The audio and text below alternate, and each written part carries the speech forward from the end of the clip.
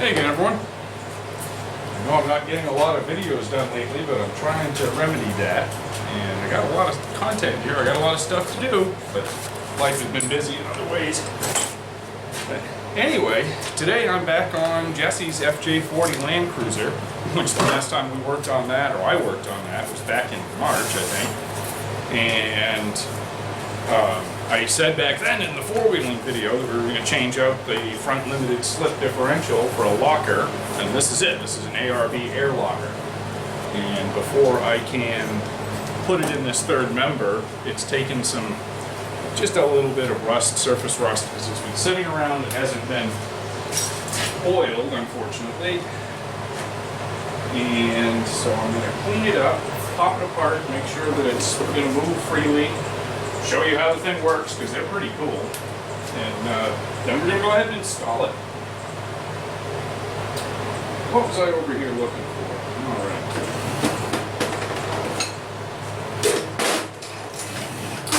Pop that zip tie with. So this thing has not been apart since it came from the factory. It's got a zip tie that they put on it. So, for anybody that doesn't know what a locker is, your ordinary front or rear end in your vehicle, whether it's front wheel drive, rear wheel drive, or all wheel drive, or four wheel drive, the axles that are driven, axle or axles, has a differential in it. And the differential, fix that camera angle actually. Sorry about that, I had to fix the camera angle. Anyway, in your ordinary driven front or rear end for a motor vehicle, when you go around a corner, your outside tire has to turn more turns than the inside tire because it goes a longer distance. It's two circles, one's bigger than the other. There's farther to travel on this one. So some very clever people 100+ years ago invented the differential, which is some gears that when you're going in a straight line drives the car forward, but when you start to go around a corner, it allows one wheel to turn faster than the other while both of them still power your car. Now, what's in the Landcruiser now is a limited slip, which is a regular differential that has a set of clutches and some springs to preload them, so that what happens is as you're going around that corner, as long as you're not on the gas or asking it to do anything, gas or brakes actually, it allows the outside wheel to turn freely. If you go around that corner hard on the deceleration, not brakes, but if you downshift, or if you're accelerating through that corner, what happens is the pressure on the differential gears pushes against the clutch plates and resists the urge to let the outside tire turn, and that's how you can get cars that will smoke both tires if you spin them and do donuts and slide around, where your average passenger car just turns one tire and keeps going in a straight line. So the limited slip gives you sometimes traction to both front tires, and never really does it give you full traction to both front tires. If you put one in the air and one on the ground, it'll still eventually spin the one that's in the air. So in comes lockers. Now what's in the back, a locker, when it locks together, under no load, it allows the outside tire to turn. But in the case of the one that's in the rear end of the Landcruiser, it's what's known as a Detroit locker, or I think that one, I can't remember what brand it was, but it was basically invented and called a Detroit locker, and it's actually teeth. When you apply force, acceleration to that truck, the spider gears force a set of teeth onto each other, and both tires turn at exactly the same speed as long as you're applying power on that differential. And when you get off the power, go around a corner, it allows the outside tire to turn. If we just had a locked all the time rear end in there, it wouldn't go around corners very well. It would actually chirp tires and slide around a lot going around corners. So one step way better than that is this thing, and this is an air locker. And this thing is a regular open differential until you activate a switch on the dashboard, in which case it puts air pressure into this thing in a complicated way I'll show you as I pop it apart. And it actually forces the similar set of two gears together and locks it up. The difference is that once you flip that switch, that thing's a tractor. Both tires on that axle are going to turn at the same speed, regardless if one's in the air and one's in a mud hole, or one's on glare ice and the other one's on pavement. That thing's going to turn both tires and it's going to move. And then when you flip the switch, it opens up and you've got a street, mannered vehicle again. So we're putting this in the front of it, so that ordinarily it's going to have good street manners, be able to drive around on the road just fine, get you to and from trails and stuff. But when you hit the woods with the thing, you flip the switch and it's full-time four-wheel drive. It means that when you step on it, the rear one's locked up, the front one's locked up, all four wheels have to turn at the same rate, and it turns it into a tractor. So I've cut the zip tie from the factory holding this thing together. I'll just pop the cover off, and in here you can actually see these are the gears that I was talking about that actually engage to lock it. Now when you're driving down the road ordinarily, this gear here is free to turn. The ring here that drives the thing bolts to here, turns this whole case. The case has got one inside here, you can't see it, but there's a similar gear in there with a spline inside it. The axles to the outside spline into this. Ordinarily you can drive and this thing's just going to turn freely. Now when you apply air pressure to this thing, this ring right here actually comes out. I don't know if I can get it to move with just hand pressure. But this ring here will actually pop up. Yeah, I can't move it. That's part of the reason I was taking this thing apart, because I wanted to make sure this thing wasn't stuck inside from sitting around getting rusty too. So anyway, when this pops up, it engages the outside teeth on this gear and the inside teeth on the housing, and it locks this axle gear solidly to the housing. It turns this into an absolute spool. There's no differential action whatsoever. And over on the other side of it, on my little flashlight, there's a similar set of a similar gear that does the same thing. Now, it doesn't look like this thing has oil inside it, so I'm not going to pop it apart any farther than I have, because if it ain't broke, don't fix it. And we're going to assume it ain't broke. When this was put together at the factory, it's Teflon sealed for the air, and it's got grease on the gears. So, what I'm going to do now is just take the Scotch-Brite. I think I'll clean up this one first with a little Scotch-Brite, and then we'll stick it back together, and then we'll go about installing this thing in its case. Shop tip: if you cut Scotch-Brite pads or sandpaper, do it with old scissors, because it will destroy your scissors. It's abrasive. It's amazing people don't think of that. Wifey would not like it if you steal the sewing scissors and cut Scotch-Brite pads and that they no longer cut cloth anymore. Not that I know that from experience.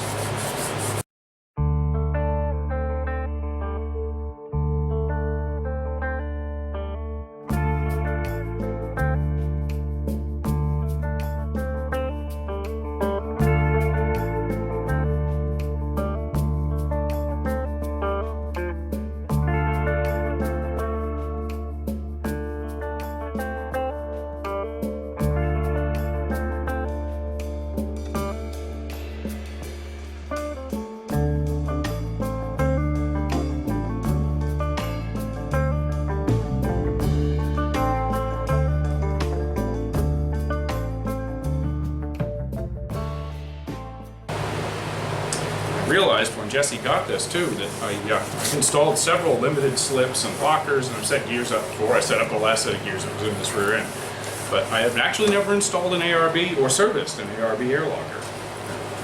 The Detroit locker I put in the back of it, I've done a couple of those. I've welded several sets of spider gears. That's the old school way, is you get in there and you weld these spider gears. You can't do it on one of these because they can't see through the carrier, but on a regular differential there's holes in the side of the carrier. And what you do is you actually weld that gear to the four spider differential gears that are in there. And you build it's called a Lincoln locker, named after the Lincoln welders that you'd use to do it back in the 60s. And this was 50s probably, and this was back before you could buy a locking diff for a lot of stuff. So drag racers back then did what they had to, and they came up with ideas. And they just, hey, why don't we weld it? They'd weld them, they'd fill them with lead. I know a guy, Neil on the Redneck Computer Geek on his channel, his lawnmower transmissions, he actually experimented, he filled one with zinc because it's a little stronger than lead. It's still the idea behind the lead or the zinc or aluminum that I've seen people fill the gear sets with is that it is softer than the gears. So if it does actually let itself go later, it doesn't eat everything up in there. You can clean it out, go put it back together and re-zinc or re-aluminum it. If you weld it and it blows apart, that carrier is now junk. There's pieces of it everywhere, and because everything's one chunk of metal when you weld it. And you've changed the heat treating in the gears and everything when you do that anyway. So Lincoln lockers are something you don't find as much anymore, because now you can buy a limited slip differential for most vehicles for $300-400, and I mean a lot of factory stuff comes with one. So, and if you want a locker, I mean the Detroit we put in the back of the thing was only, I think it was $200 or something. They're really not expensive. Now I'm just going to clean off. This is the surface where the ring gear bolts. So we're going to clean that off because we want to make sure that that gear has a flat surface. Any rust behind that could actually affect the run out of the gear. By run out, I mean whether that gear tracks straight as it rotates or whether it wobbles back and forth like a bicycle wheel with spokes that are loose on one side. So we'll clean this up just like the rest of it.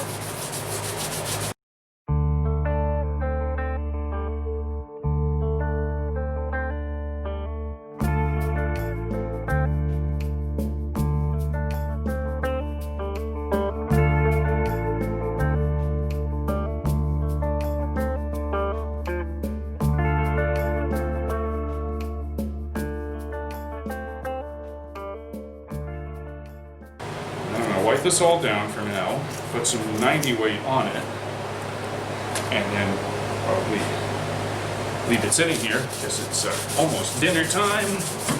Girlfriend and the kid are coming over, her kid, and we'll have some dinner, have a little family time, and then tomorrow we'll see if I can get this diff put together. Trying to be ginger here. I just want it to be rust-proofed. It's extremely humid lately here. Even in Maine, it's been very hot. It's been in the 90s on and off, high 80s to 90s, which for us is, we're hot. We're not used to that. And it's also extremely humid. All right, so there. That's got some 90 weight on it now, so it won't rust overnight. Everything else is good. I've got the rest of my parts laid out here. I'll see you guys in the morning.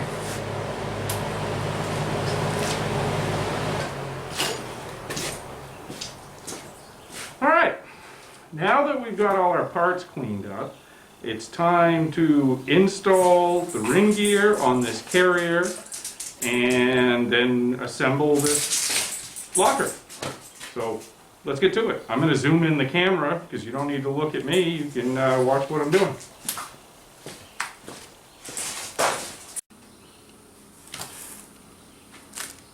Okay, first thing we got to do is put the ring gear on the carrier.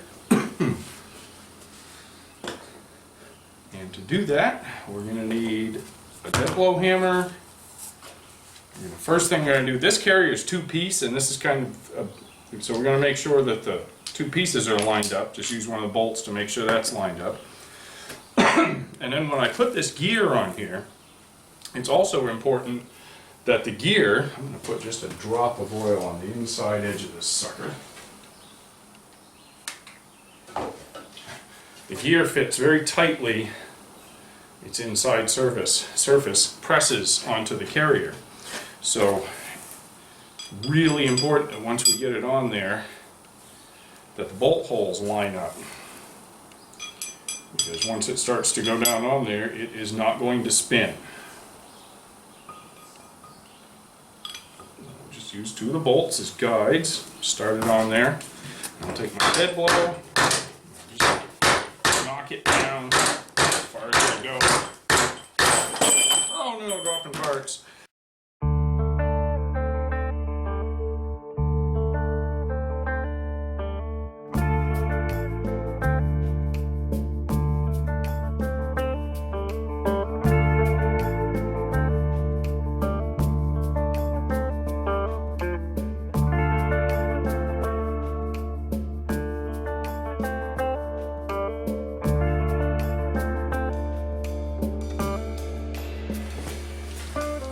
Lock tight on these ring gear bolts.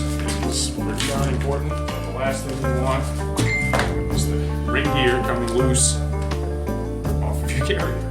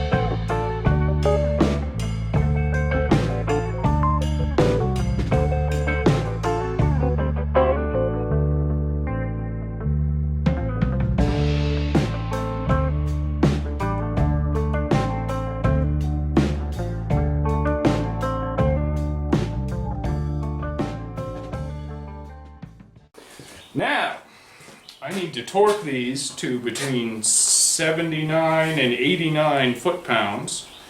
So I'm going to take it over to the vise, and we just move you guys over there.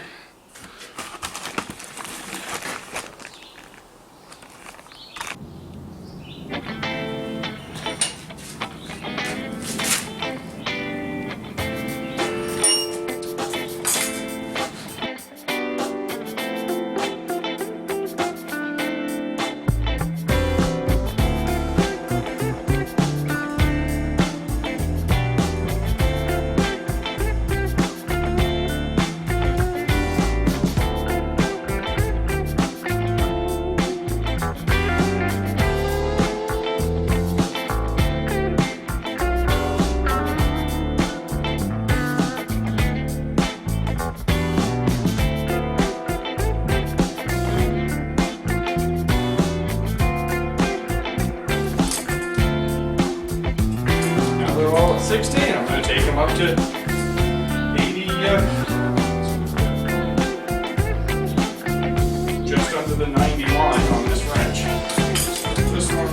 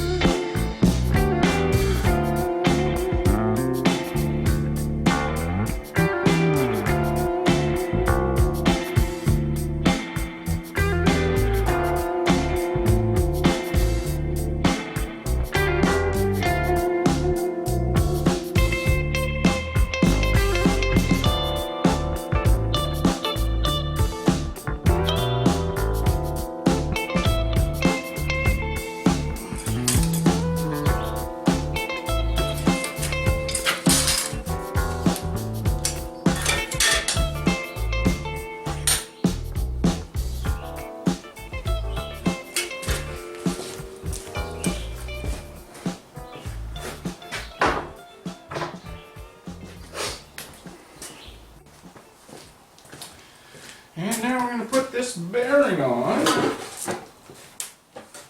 Put a little bit of oil on surfaces. And since I do not have a press right now, you're all going to look the other way while I use a piece of pipe and a hammer.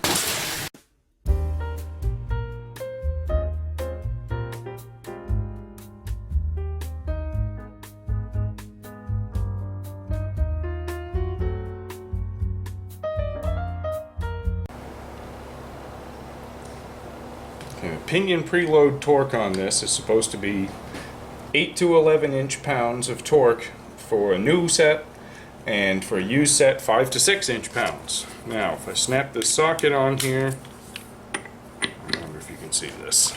Maybe you can see that. And I turn this slowly in either direction, I barely get 2. And I can't remember if I set this one up or if this is one of the ones that Jesse had built before when I wasn't working on it. This had a limited slip in it that we took out, and I don't think I actually set those ones up. I think he set them up. So they probably set it up and it was okay when it was new, but now it's a little light. And the way we fix that is we have to tighten this nut here. There's a crush sleeve in it. We're going to open up this little lock tab a little bit with a small chisel or a screwdriver, and then I'm going to take this back over to the vise, clamp it in the vise right here, and just turn this just a little bit at a time. I'm going to go about 1/8 of a turn at a time because it frequently doesn't take much.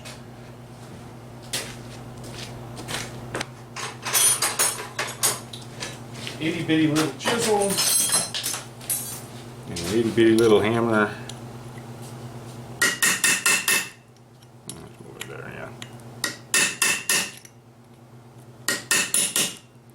Okay, that's opened up, so now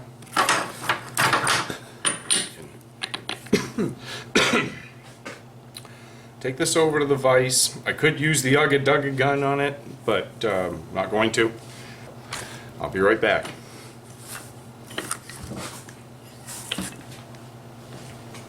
But that tab was here, and you can see I only turned it maybe 1/8 of a turn. So I'm going to check it again.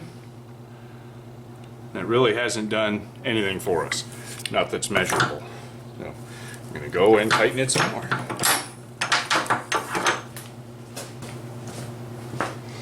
Okay, this time I gave it a bit more of a turn. Still not quite, a little shy of 1/4 of a turn. And now just like that, we've got 5, 6. Either way, okay.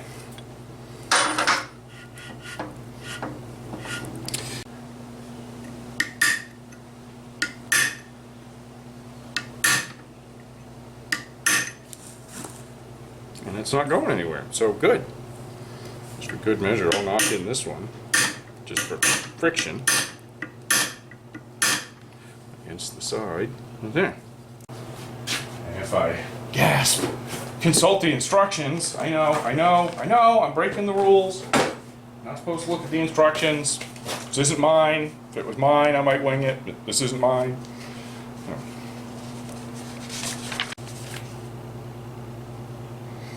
So, it says in the instructions that the airline needs to go on the side opposite the ring gear. Ring gear rides in this big build-out that's here for it. There's a relief for the ring gear inside. Up near the top of the housing where it won't interfere with parts, rotating assembly. So that means on one of these, right here.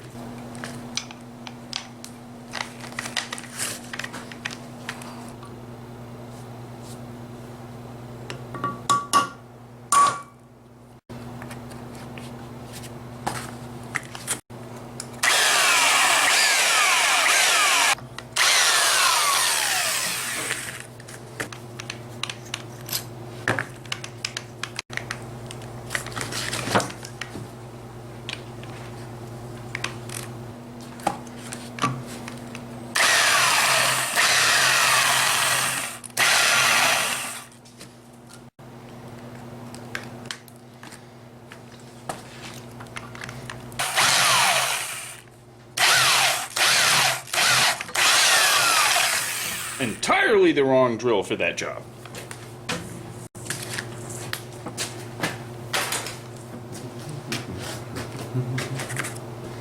It's done. Now I have to tap this hole as well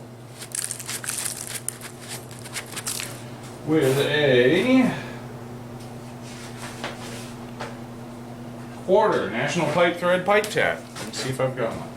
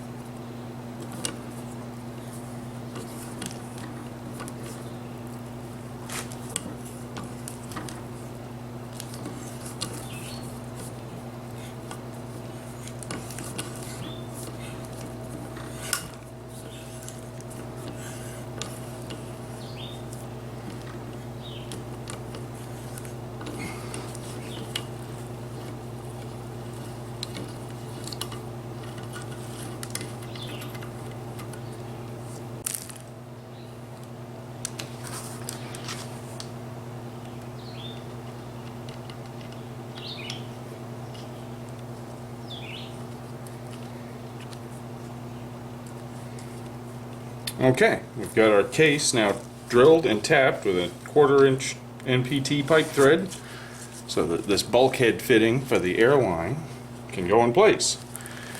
So now I just got to clean this stuff up, and then we'll go ahead and install this thing. That's the next step. We're not using both of these adjusters. These are the stock ones. One of these is not going to get used. It's going to get replaced with this one that comes in the ARB kit and has this behind it. I can put it in bolts threaded into it to keep from losing them.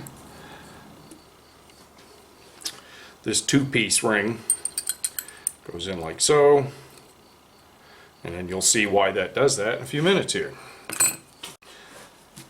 Now when I took this all apart, I marked the 2 bearing retainers with a center punch. This is pretty important because not all these are machined the same, and even more important on these ones that are adjustable, because these threads were cut with these bolted in place and torqued down, which means that they could maybe not line up if you reverse the 2. So there's a center punch mark, where it is right there, and on this side you can't see it, but there's 1 punch mark, and then this one, where is it, has 2 punch marks.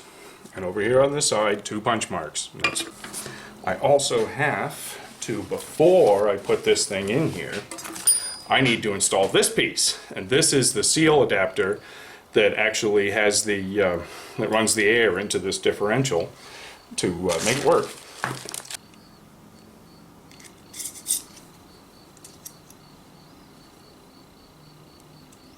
Compression fitting, you've got your nut here, and then the ferrule. And then we put that into the air fitting that I installed in the housing. And I'm not going to tighten it, I'm just spinning it in a couple of turns, finger tight. And I'm sliding as much tube as I can in there. And this is basically brake line tubing. It's flexible, you can bend it with your hand. And it says to bend it away from the housing so that it doesn't interfere with installing the diff. And then that's going to be positioned later on when I get this thing in. Okay, now we install this differential housing, commonly referred to as the carrier. Make sure we're not on that line, and we are, so we'll just give that line another bend till it all clears.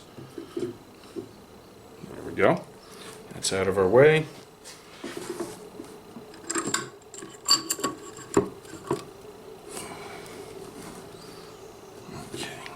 Bearings into place.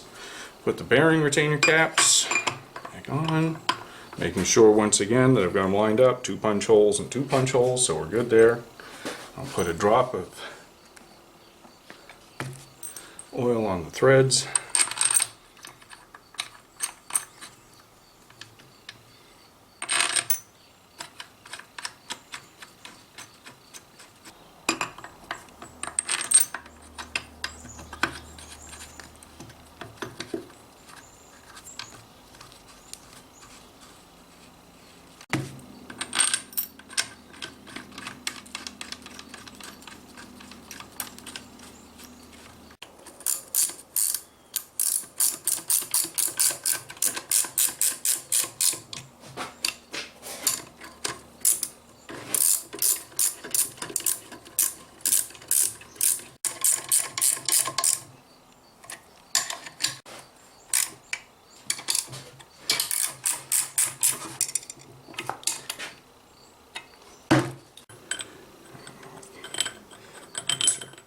Great big thing with a fine thread. They can be tricky to get the threads to line up, and if this doesn't go with hand pressure, do not put a tool to it. If it doesn't thread in using your hands, then it's not lined up, it's cross-threading. See, this thing's going right in with my hands. I can turn it back and forth, it's not an issue.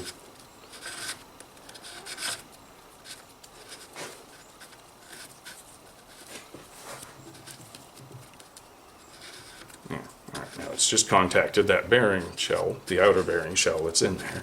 Just bottomed out barely. I'm setting aside the other stock one, and I'm going to do the same thing, only on this side. I'm installing the 2 pieces that came with the ARB kit, which is a really nicely machined I might say it's actually nicely, the stock parts are stamped and then cut, and this is actually a really nicely machined out of billet, it looks like, adjuster ring that then sits with it's got a retainer ring behind it that's got threaded holes for the 3 holes that hold on the housing you're going to see soon. And again, I'm not using a tool to move this, it's just going in place by hand, and it's in there. It's now it has hit that outer bearing shell.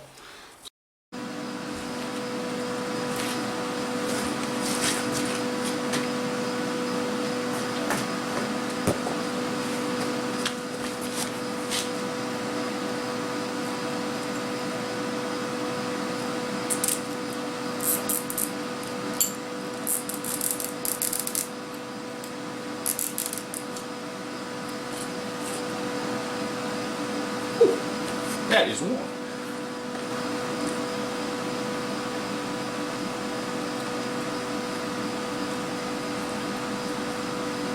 That's so stupid it just might work.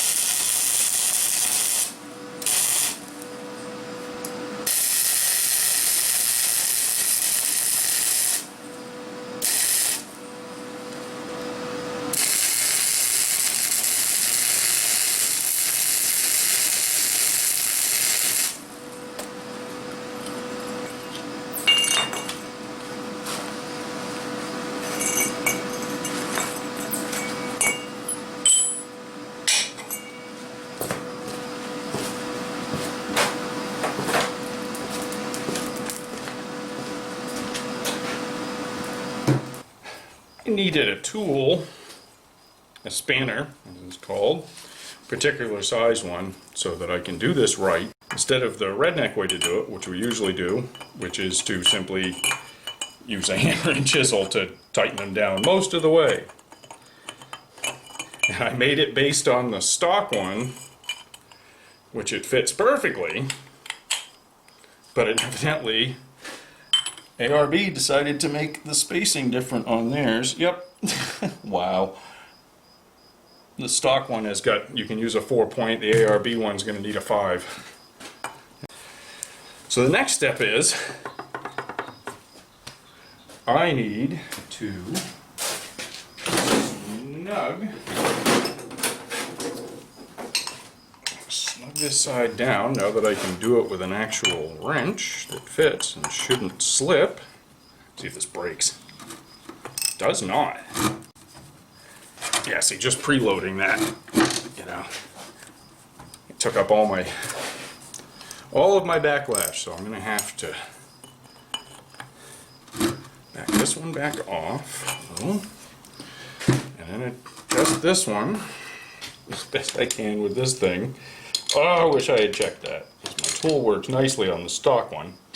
But ARB, for some reason, I don't know, they make good stuff, but oh, I know why it is actually. It's because that retaining ring that sits behind it, that's got bolt holes in it for the piece that sits over it, which holds the seal, has 3 holes in it. So they couldn't use an even number, or it wouldn't line up, because the bolts go through the same slots that you use the spanner on. But this should work just fine. If I can get it set over so that it's close, get them both snug.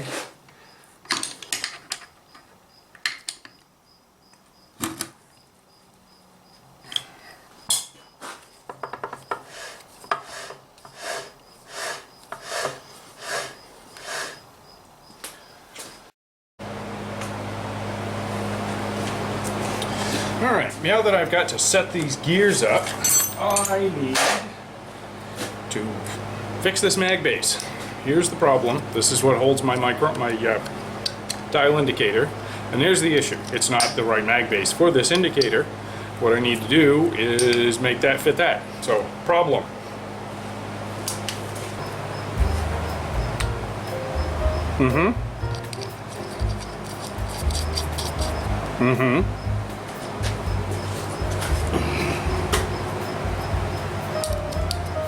Bzz, bzz.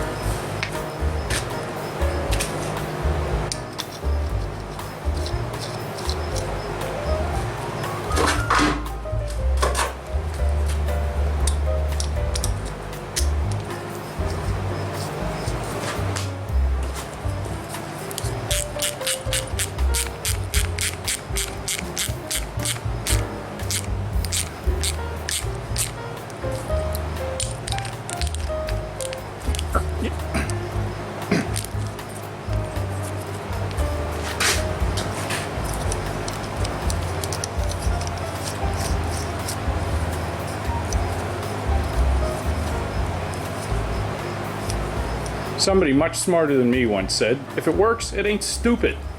That works.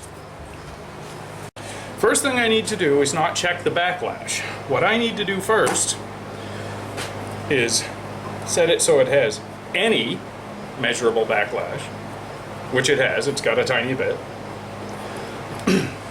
And then I need to set the bearing preload.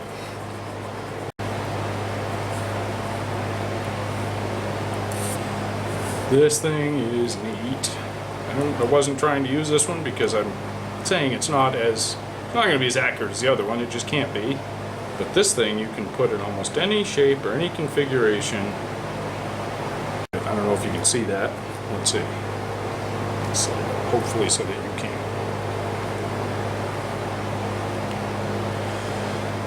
And then what I'm going to do is set actually zero the indicator just to make reading it easier. And okay, you guys can see that. Excellent. Now, what I'm going to do, this is where it's going to get tricky. So what I'm going to do now is back this off a little bit, see what the dial indicator says. I'm actually going to re-zero it after I back this off a few notches. Then I'm going to tighten this back up until I see 1/1000th of deflection here that goes away if I take it back a couple of notches. Trying to make sure that these caps are snug, but not binding the adjuster. It's a little fine. Okay, you watch the indicator go up. Now if I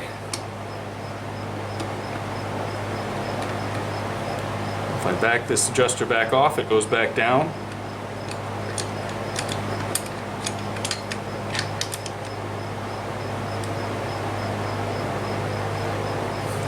Again, just so you can see it.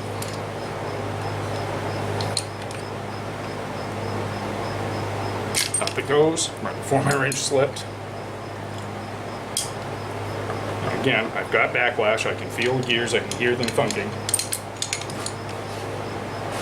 Now if I back this off, what I'm trying to do is back this off exactly the number of notches here that it takes for that to not be there, because as soon as it's to where it doesn't come back, that's the point of zero preload on the bearings. So that's how that works.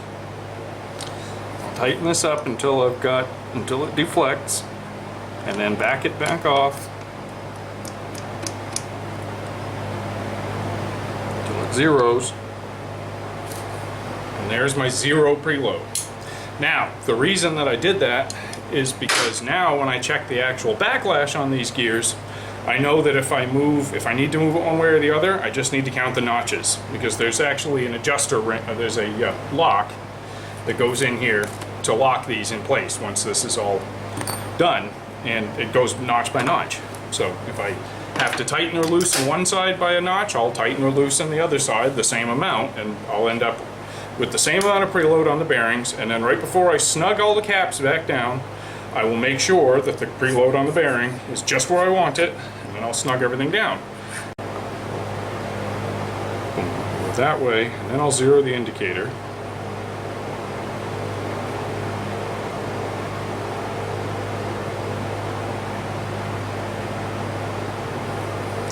And I'll measure. Right now that gear, what I'm measuring is the amount of clearance between these two gears. That's the backlash, and right now I have 4 thousandths, and I'm supposed to have 8. So what I need to do is move the carrier this way. So I'm going to go ahead and I'm going to loosen this side 1 notch, which is easy because I have this tool that I made to do it.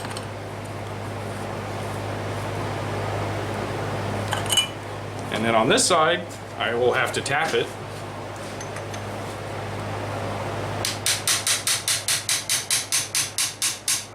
One notch. Now,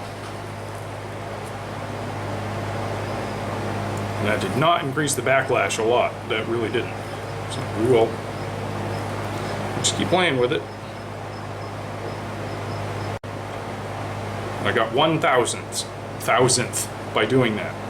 Now it's setting at 5. So what I'm going to do now is do that one again. I'm just going to loosen this one more notch. I'll advance this one more notch, which I'm counting on this side by just looking at where the notches are on the seam between the bearing cap and the bottom of the housing. And now we'll check again. We're getting close.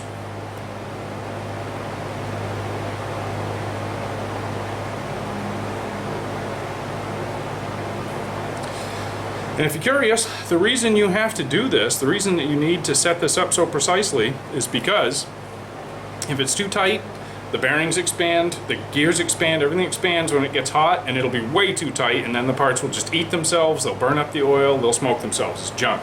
If you make them too loose, then the two gears hammer on each other, the bearings can move around, which makes the clearance go shithouse too, so you just get stuff pounding on each other till it breaks. Now I've got that one. That went perfectly. I'm right at 8 thousandths. Exactly. And now what I'm going to do though is I'm going to spin this 180 degrees and I'm going to check it in another spot, just to make sure that these gears aren't running. It doesn't have to be 180 degrees, but I'm going to turn it and check it in several different spots to make sure that this carrier and the ring gear bolted to it, that everything is running nice and true. And you check your backlash, by the way, perpendicular to the outside of one of the gear teeth.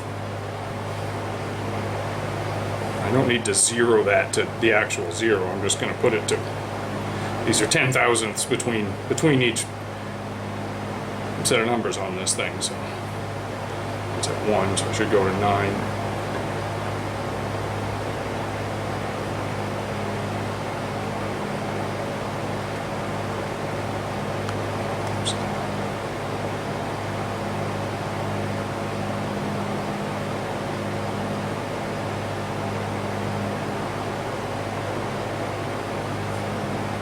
A hair over 7, so we're good there. Said the setting is 8.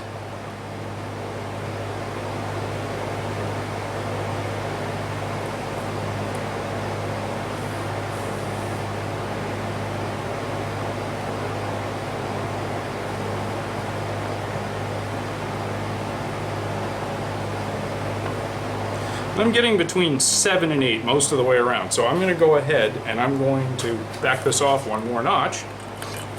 It's better to have it just a little too loose than a little too tight. One notch here, Again, we advance this one notch here.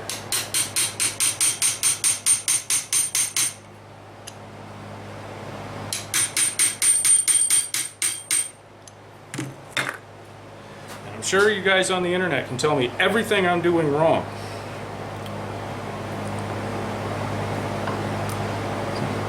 And now I've got actually a little more than I wanted.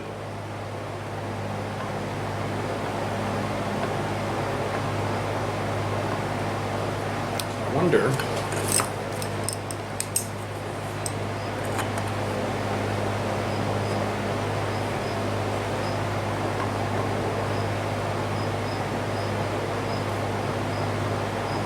That made a little of it go away, which means I didn't actually have enough preload on the bearings.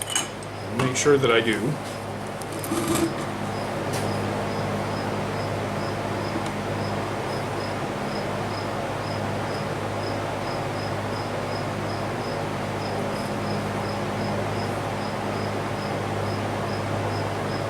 I'm reading just over 10 thousandths here, which is incidentally well within spec for this particular rear end. I believe the setting is 8 to 12 on this. We'll check again, of course, before I button this thing up, but I just looked at it a minute ago.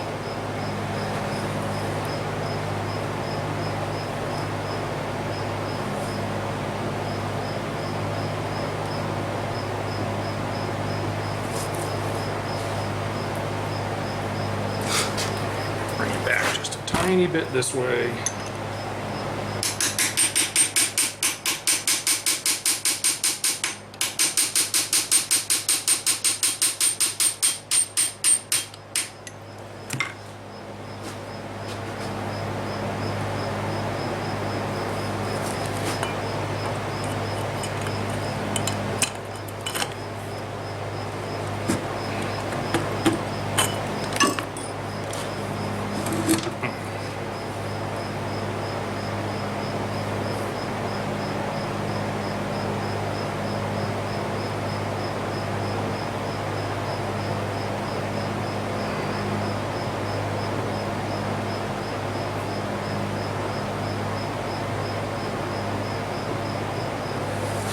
Just under 10.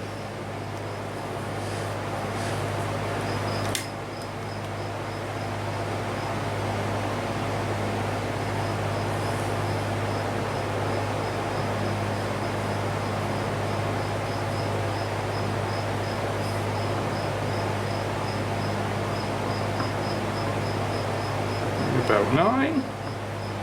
That's pretty good. Now, what I'm going to do now is I'm actually going to take this up the preload amount that they told me to use for new bearings, because that's what these are. And that, in this case, is going to be 1 full notch. Because you can't do half notches with this adjuster system. And I'm going to check this backlash again, because if it changed a lot, that means that I put too much preload on those bearings. This thing's supposed to be snug, but not tight, so that it can, and it didn't change at all. It's right at 9. So that is pretty much it. That's set up. What I need to do now is simply lock down both caps. I'm going to recheck it again after I torque the caps to their actual 58 foot-pound torque, just to make sure that, again, nothing was slightly cockeyed, because we're talking about thousandths of an inch. That's 1,000. 1,000th of an inch is a tiny amount it's an almost imperceptibly small amount. I mean, the difference in feeling this thing between having 2 or 3 thousandths and the 8,000th it's supposed to have is... Yes, I know there are old-timers out there that can do it by feel. I mean, there are plenty of people out there. I can, ear tune a Holley carburetor on a small block Chevy, but that doesn't mean that I could, tune up an LS engine without the right tools to do it.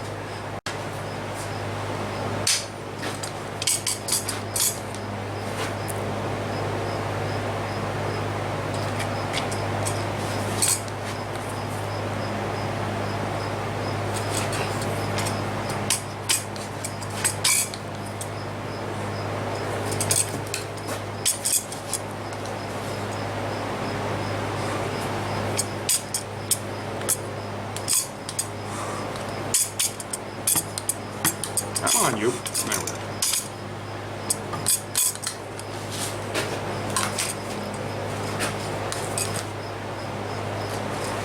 I might have to take this over and put it in the vise to torque this.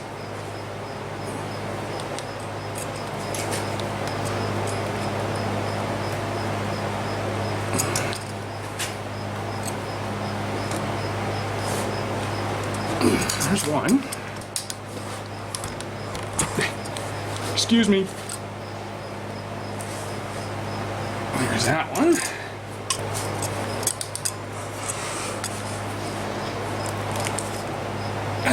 That one.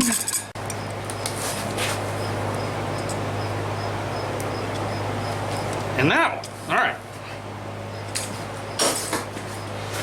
Now that those are torqued, I'm going to go ahead and check the backlash again. I know this seems tedious, but if you set this up, especially too tight, too loose, a lot of times you'll know it, you'll hear it. But if you set these up too tight, you're also going to hear it fairly soon, because once it builds up some heat, and you get cranking down the road, it's probably going to start whining. And that whining is because it's breaking down the oil and chewing the gears against each other and turning your bearings into metal shavings and generally just destroying $1,000+ worth of differential parts. Just over 9 there, which is good. That'll work. Take it over here, we'll check it. Another spot.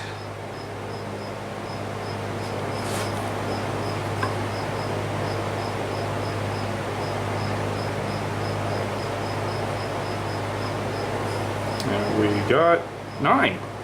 Okay, we are good. 9 thousandths we can absolutely live with. This is where things get tricky and become specific to this ARB air locker.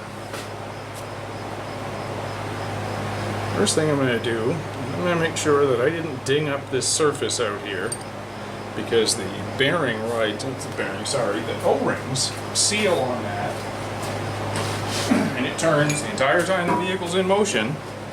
So make sure there's no dirt there. Make sure that there's no burrs to catch those O-rings, because this is where these leak. This is when you're troubleshooting an ARB, this is the part that leaks. I've already put the O-rings in the housing. I've put a bunch of gear oil on the bearing surface and on the O-rings themselves, so that they have oil while it's being installed, and then while it's turning until the oil gets sloshing around in the housing. I think it actually sits up halfway in anyway.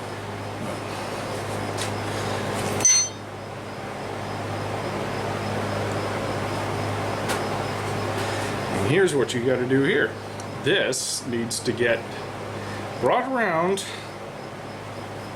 until it lines up .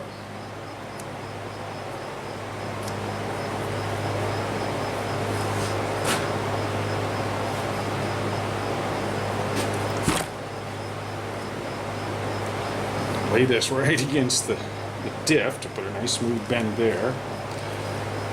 This needs to come in front of the diff, and then it needs to bend down. I'm trying to do this very gentle so I don't kink this stuff. It even says on the instructions, your best tool is your hand. It doesn't say to use a tubing bender. It's 3/16 line, so the bender isn't really that necessary anyway, but you just want to make sure you go close. I mean, you go real gentle, and if you feel it starting to kink, you back right off, because you'll wreck it. I don't want to have to put fittings in this or braze something together. Now, it says with a gentle twisting motion, what I'm actually going to do is just use the rotation here of the gears to make sure I'm not pinching those O-rings. There she goes, just like that.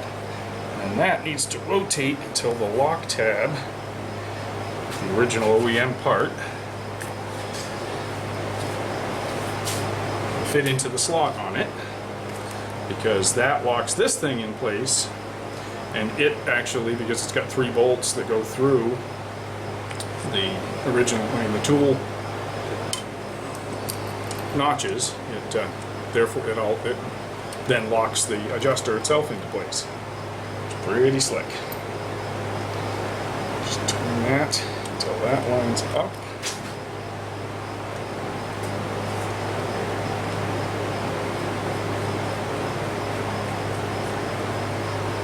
again with a drop of red Loctite on there.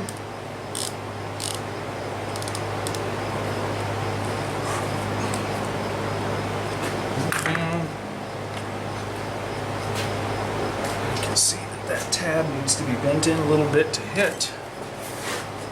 Go into its notch, so we'll just tap it, tap it, tap it, and there it is. That's now locked in place, and that can't move. And now I need to arrange this line so that it fits into the housing without rubbing on anything. This needs to get bent down here a little bit more.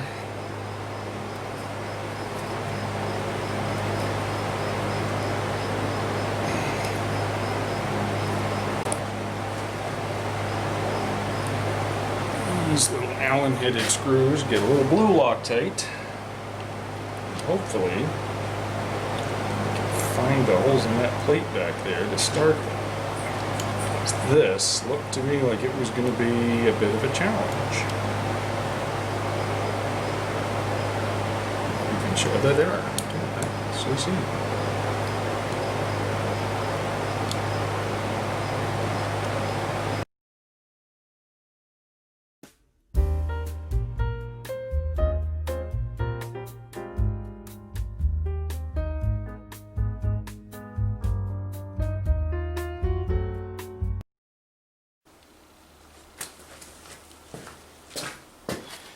Camera memory card filled up the other day while I was finishing this assembly, and I'm not actually sure how much of that I got. But whatever I missed, it went together just fine. I put it together, thought I heard a little bit of a leak, and it wasn't holding pressure when I initially tested it. Then I talked to Jesse, and he did confirm to me that this thing may have been sitting on a shelf for as long as 20 years before he got it.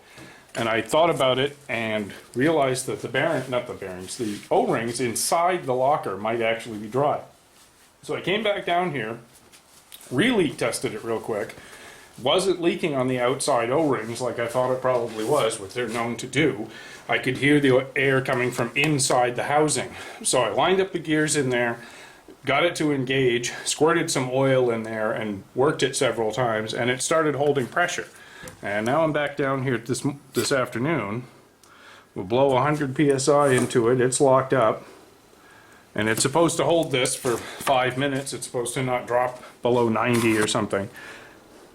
I can see that it is dropping just a little bit. But yesterday it was good. You can see that. It was dropping right out of sight. It is dropping some. Let's see where it stops.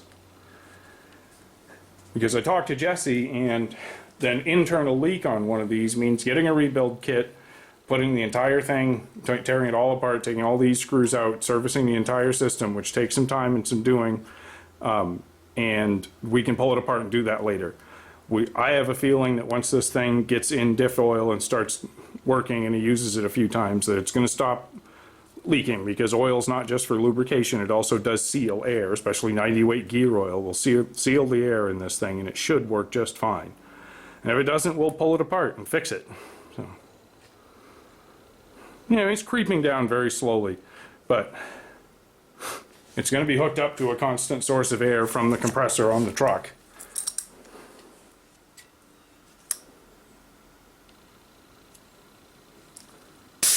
Of course, I can cycle the thing.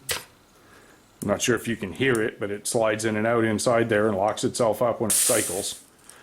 And I've cycled it probably 10 or 12 times now.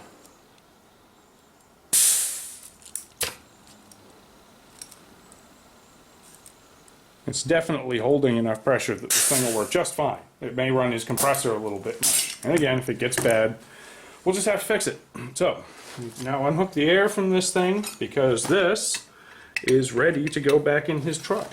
And tomorrow sometime, I'm probably going to be going over to his place to do just that.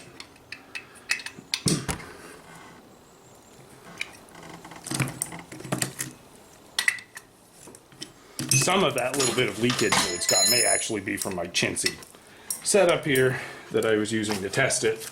This tire inflator is probably not the ultimate tool for that. It was holding, seemed to be just fine, and I've used, it works. I'm happy with it. Jesse's happy with it, and that's what's important. He's the customer after all on this.